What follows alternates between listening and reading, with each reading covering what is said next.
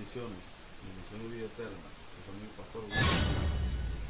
Ha llegado usted a la clase número 5 de esta serie de la verdadera iglesia. Y hoy les voy a estar hablando acerca de la autenticidad, de lo que hace a la iglesia de Cristo ser auténtica, de la autenticidad de la iglesia de Cristo. Vamos a leer los pasajes bíblicos y luego entonces vamos a desarrollar la temática. El primero está en el libro de los Hechos, capítulo 1, verso 8, y dice: pero recibiréis poder cuando haya venido sobre vosotros el Espíritu Santo, y me seréis testigos en Jerusalén, en toda Judea, en Samaria y hasta lo último de la tierra.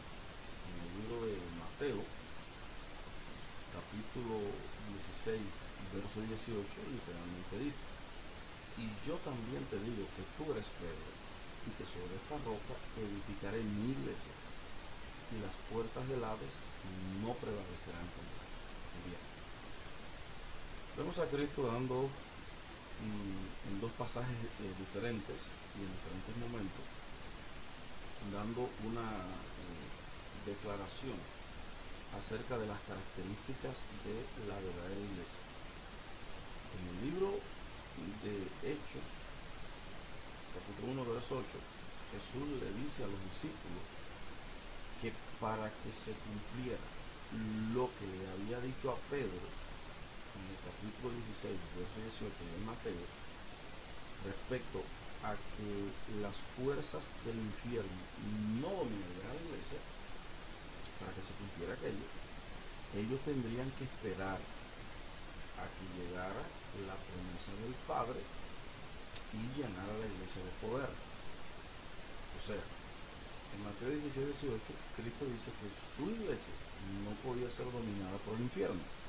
Imposible eso. Y cuando está al irse, les dice a los discípulos que hasta que no reciban el poder, no salgan a testificar, a hacer obra de evangelismo, ni de ganar almas para enseñarlas y entrenarlas, porque se van a enfrentar a fuerzas de oscuridad terrible, y para poder prevalecer necesitarán estar investidos de poder. Me recuerda ahora el libro de los Hechos, ahí mismo, en el capítulo 10, verso 38, donde la palabra dice: cómo Jesús de Nazaret fue ungido con poder y Espíritu Santo para andar haciendo bienes y liberando a los oprimidos del diablo, porque Dios estaba con él. Literalmente en la Reina Valera dice: cómo ungió Dios con Espíritu Santo y poder a Jesús de Nazaret, cómo anduvo haciendo bienes y sanando a los oprimidos del diablo, porque Dios estaba con él. El ministerio de Cristo, querido pueblo del Señor, fue un ministerio marcado por el poder de Dios. En los 3 años de su ministerio, la manifestación de Cristo como el enviado de Dios fue una manifestación respaldada 100% por todo el poder del Padre. Ahora Cristo dice: yo me voy a establecer una iglesia, una congregación, una asamblea, y la voy a establecer de tal manera que esa iglesia va a tener poder de mi Padre para hacer una extensión de lo que yo soy. En otras palabras, en el libro de Mateo, capítulo 28, verso 19, él les dice: por tanto, le dice en imperativo, una orden: id y hacer discípulos a todas las naciones, bautizándolos en el nombre del Padre, del Hijo y del Espíritu Santo, y enseñándoles que guarden todas las cosas que yo les he enseñado a ustedes. Y miren la promesa: y aquí yo estoy con ustedes todos los días hasta el fin del mundo. En otras palabras, la iglesia, en una comparación mía, viene siendo como el brazo de Dios, o un brazo de Dios, una extensión de Dios. Y Dios está aquí, pero extiende su brazo y con su mano puede tocar cosas o hacer cosas o dar a conocer que está acá, ¿verdad? Si yo llego a una casa y toco la puerta, lo hago con mi mano. Estoy tocando la puerta y mi mano fue la que tocó, pero cuando se abre, lo que se manifiesta en sí no es mi mano, sino todo mi ser, mi cuerpo completo. Entonces Dios el Padre primeramente entra a la tierra y toca el corazón de los hombres, usando a Jesús como un brazo para tocar a los seres humanos, pero quien se manifiesta es el Padre. Por eso también Cristo dice: a mi Padre nadie lo ha visto, yo que he estado en su seno vengo a revelarlo y lo vengo a dar a conocer. Bien, Cristo viene lleno de poder, da testimonio del Padre durante 3 años, termina su obra y se va. Antes de irse le dice a los apóstoles: para que ustedes puedan hacer lo mismo que yo hice, ustedes van a necesitar el poder. Si no es con el poder, no podrán prevalecer. Mateo 16, 18 dice: mi iglesia, oye estas palabras, dominará al infierno. Las puertas del infierno no dominarán a mi iglesia. Hechos 1:8 dice: ustedes son mi iglesia, hello, pero todavía, esperen, no salgan a predicar, porque se van a enfrentar a todos los demonios del imperio romano, se van a enfrentar a todos los demonios de los judíos, los demonios religiosos que batallaron contra Cristo durante el tiempo de su ministerio, y si no tienen el poder, no podrán lograrlo. Bien, llega el día de Pentecostés, 50 días después de la cosecha, y estaban juntos orando intensamente. Hacía casi 2 meses o más, porque dice: cuando llegó el Pentecostés, el día de Pentecostés, estaban todos unánimes juntos. Pero cuando Cristo le está hablando, le dice que esperen, o sea, entre las palabras de Jesús y que se cumpla el advenimiento del poder, pasa un lapso de tiempo. Cristo dice: no salgan, esperen, va a ser en cualquier momento, cuando el Padre lo decida. Entonces ellos lo que hacen es que se meten a buscar a Dios en profundidad, esperando la promesa. Mira, ellos podían salir al mundo entero y contar, escucha, lo que habían visto, lo que habían experimentado. Podían transmitir de primera mano toda la experiencia de Jesús, porque lo tocaron, lo besaron, lo abrazaron, andaban con él. Ellos podían contar eso a la gente, pero Jesús les dijo: no. La cuestión no es que ustedes le digan a la gente que le hablen de mí. La cuestión es, escuchen, que lo que está en mí entre en ustedes, para que ustedes sean testigos como yo viviendo en ustedes. ¿Entendiste eso? Cristo les dice: no vayan a hablar de mí ni vayan a decir nada hasta que no reciban el poder.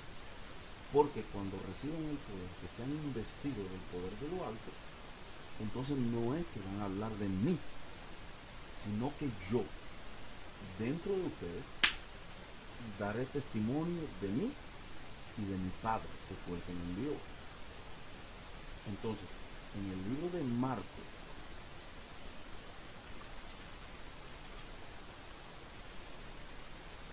capítulo 16, verso 17, mira lo que el Señor dice.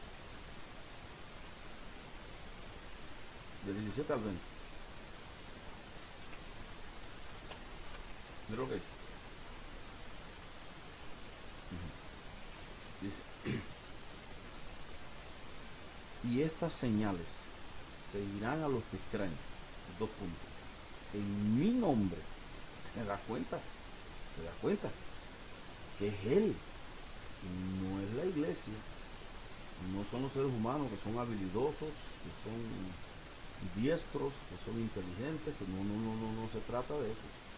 Se trata de Jesús. Y estas señales seguirán a los que creen en mi nombre. Echarán fuera demonios, mira, hablarán nuevas lenguas, tomarán serpientes en las manos, y aunque vieran cosas mortíferas no les harán daño. Sobre los enfermos pondrán sus manos y sanarán. Mateo 16, 18, mi iglesia dominará. Hechos 1:8, ustedes recibirán poder. Marcos 16, 17, si lo creen y si lo tienen, en mi nombre En otras palabras, harán lo mismo que yo hice. Miren lo que dice el verso 19 y 20. Y el Señor, después que les habló, fue recibido arriba en el cielo y se sentó a la diestra de Dios. Y ellos saliendo, ¿ellos quién? Los apóstoles, predicaron en todas partes, ayudándoles al Señor, oye, confirmando la palabra con las señales que le seguían. ¿Quién era el que confirmaba la prédica? Jesús. ¿Quién confirmaba la prédica? Jesús. ¿Con qué tipo de señales? Con las mismas que habían estado en la persona de él durante su ministerio. Entonces vemos a Pedro y a Juan llenos del Espíritu Santo, Pedro, Juan y Santiago liderando la iglesia primitiva. Los vemos moviéndose perdón, en un nivel de poder extraordinario. No tengo ni oro ni plata, levántate y anda, le dijeron al paralítico. La sombra de Pedro caía sobre los enfermos y se sanaron. ¿Ok? Entonces, mientras no reciben el poder, no salen a predicar. Son obedientes al Padre. Así debería ser todo aquel grupo, denominación, concilio, quien sea, que pretende adjudicarse la identidad de Iglesia de Cristo, debería de moverse en el poder y esperar mientras no esté el poder. Me quedo tranquilo, porque cuando la iglesia sale a predicar sin poder, la gloria es de los hombres, aunque usen el nombre de Jesús. ¿Por qué? Porque es una desobediencia predicar sin la marca, sin la autenticidad del poder. Es una desobediencia. El apóstol Pablo dijo: no pongas a un neófito, a una persona sin experiencia en el ministerio, no sea que envaneciéndose caiga en condenación del diablo. Y la iglesia primitiva, para poner a los diáconos, que eran los que servían las mesas, los apóstoles dijeron: buscad pues 7 varones, en el libro de los Hechos, capítulo 6 o 7, lo voy a buscar ahora, llenos del Espíritu Santo. Vamos a buscar un segundo, vamos a aprovechar el tiempo, pero vamos a ver rápido. Hechos capítulo 6. Bien. Gracias, Señor. Es el 6. En aquellos días, como creciera el número de los discípulos, hubo murmuración de los griegos contra los hebreos, de que las viudas de aquellos eran desatendidas en la distribución diaria. Entonces los 12 convocaron a toda la multitud de los discípulos y dijeron: no es justo que nosotros dejemos la palabra de Dios para servir a las mesas. Buscad pues entre vosotros, escucha, 7 varones de buen testimonio, llenos del Espíritu Santo y de sabiduría, a quien encarguemos de este trabajo. Y nosotros persistiremos en la oración y en el ministerio de la palabra. Agradó la propuesta a toda la multitud. Eligieron a Esteban, varón lleno de fe y del Espíritu Santo, a Felipe, a Prócoro, Nicanor, Timón, a Parmenio y a Nicolás, prosélito de Antioquía, los cuales presentaron a los apóstoles, quienes orando les pusieron las manos. Y crecía la palabra del Señor, y el número de los discípulos se multiplicaba grandemente en Jerusalén. También muchos de los sacerdotes obedecían a la fe. ¿Qué nos está enseñando la Biblia? Que aún para poner a los diáconos en el ministerio tenían que estar llenos de ¿qué, pastor? Hechos 1:8, del poder. Porque cuando tú sales a predicar sin el poder, tú manifiestas tu fuerza y tu habilidad. Cuando tú sales a predicar con el poder, tú manifiestas a Cristo. Cristo era un maestro, era un rabino. Acuérdate que Nicodemo, cuando viene él de noche en el capítulo 3 de Juan, le dice: maestro, sabemos que tú vienes como rabí, o rabí, sabemos que tú vienes como maestro. Le decían al maestro. Cristo era un individuo entendido profundamente en las Escrituras. Usted sabe que es así. A los 12 años se conocía todas las Escrituras y sabía más que los sacerdotes. Imagínate, de 12 a 30, 18 años, estudiando de día y de noche la Torá, que su madre se lo enseñaba. Porque José trabajaba La madre de él fue la que lo enseñó a leer y escribir y que lo instruía en la palabra. Bien.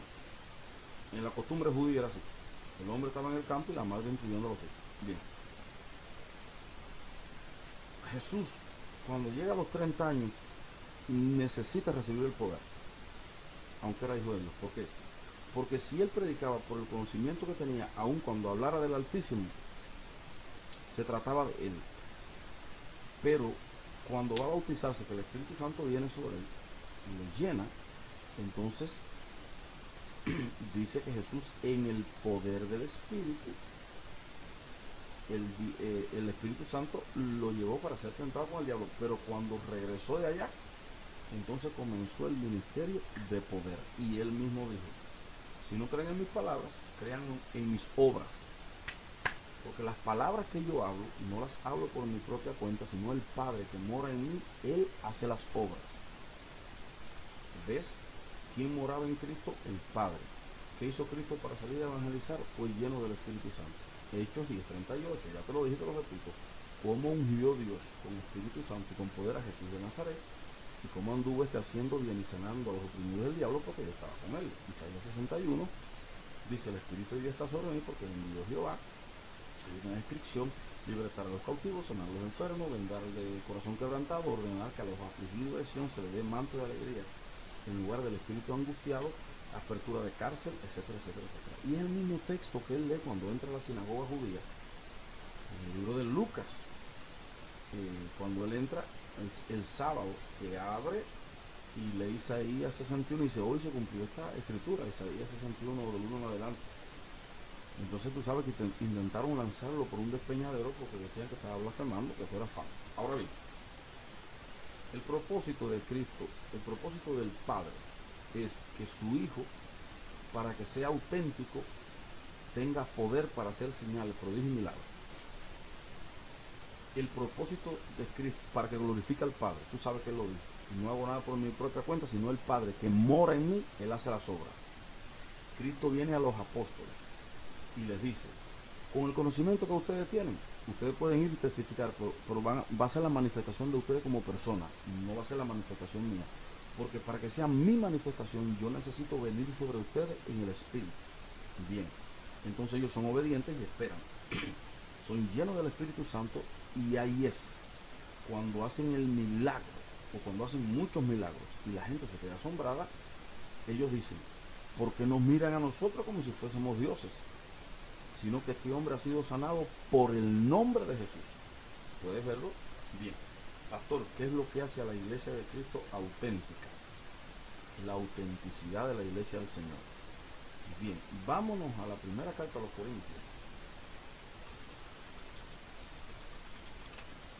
Capítulo 2.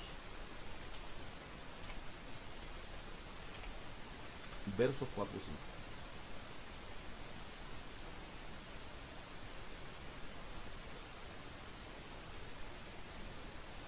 Perdón. 4:20. Perdón. Es que son dos citas que las menciono mucho y se me confunden. 4:20 dice: porque el reino de Dios no consiste en palabras, sino en poder. Y ahora viene capítulo 2, verso 4 y 5. Dice: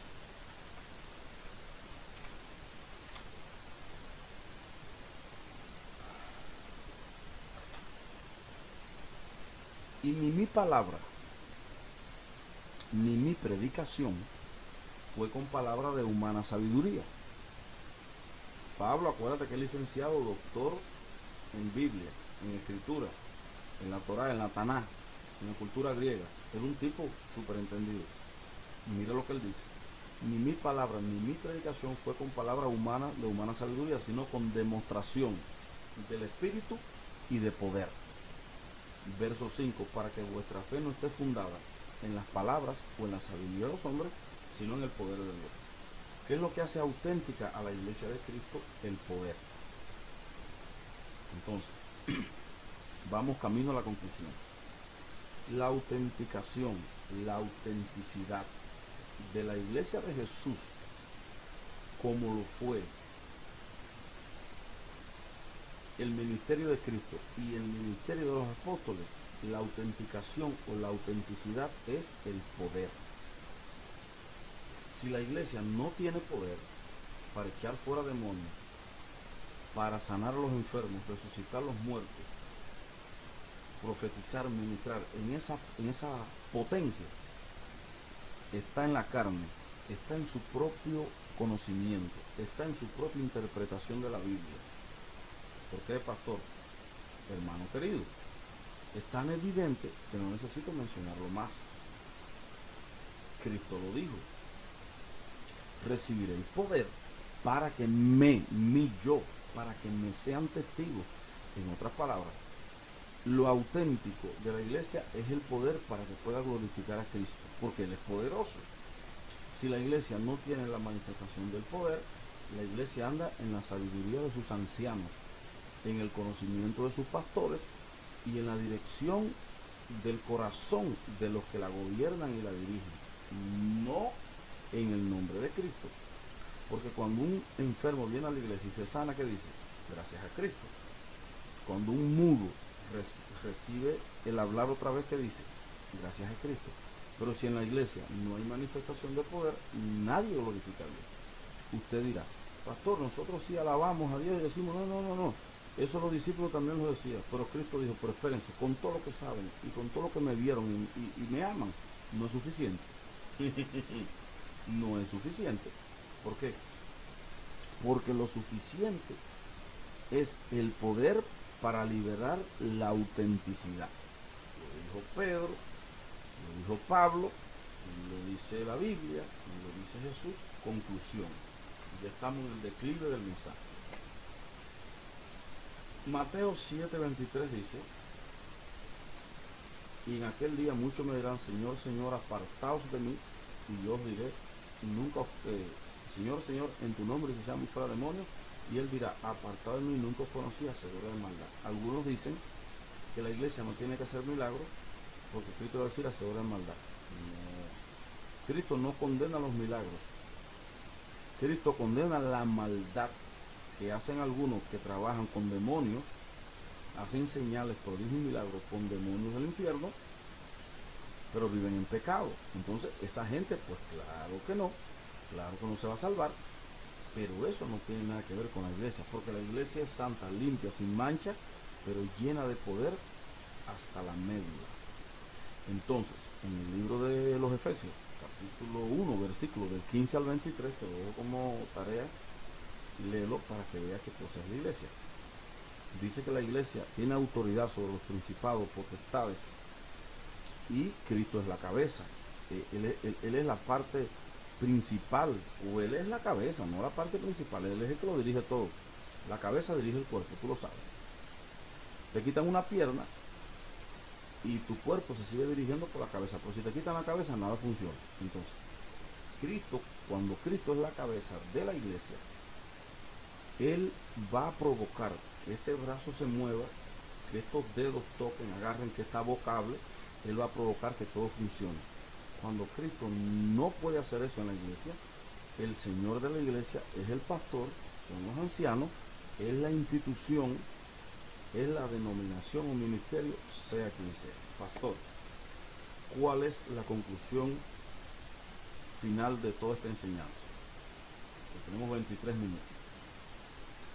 La conclusión es: la verdadera iglesia, para calificar como la iglesia de Cristo, tiene que estar llena de poder, tiene que tener los 9 dones del Espíritu Santo y tiene que estar operando los 5 ministerios de fundamento. ¿Cuáles son los ministerios de fundamento? Libro de los Efesios, capítulo 4, versículos del 11 al 14. Y Él mismo constituyó apóstoles, profetas, evangelistas, pastores y maestros, a fin de perfeccionar, edificar. Esos son los ministerios de fundamento que colocan a Cristo como un fundamento en la vida del creyente. Después vienen los ministerios de complemento.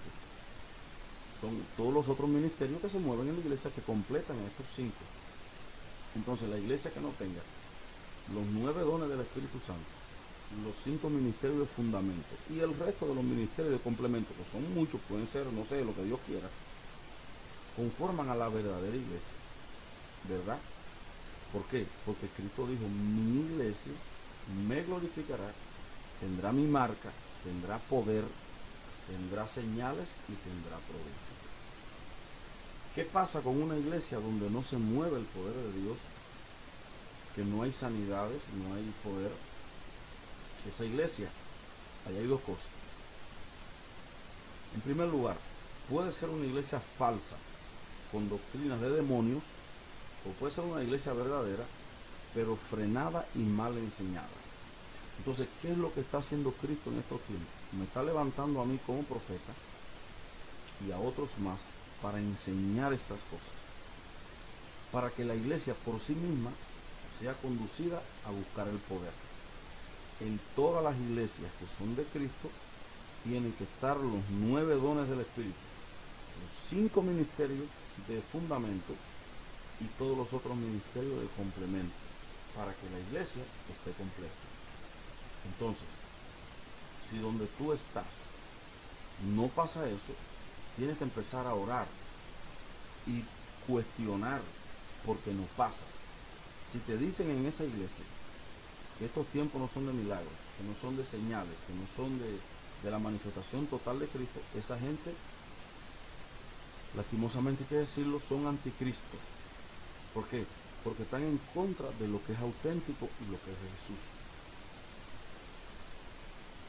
Hay algunos que dicen, eso es el hermanito que Dios le dio un don, para justificar de por qué no lo tengo yo. No, al hermanito Dios le dio un don, y a ti que te dio un dan o un din.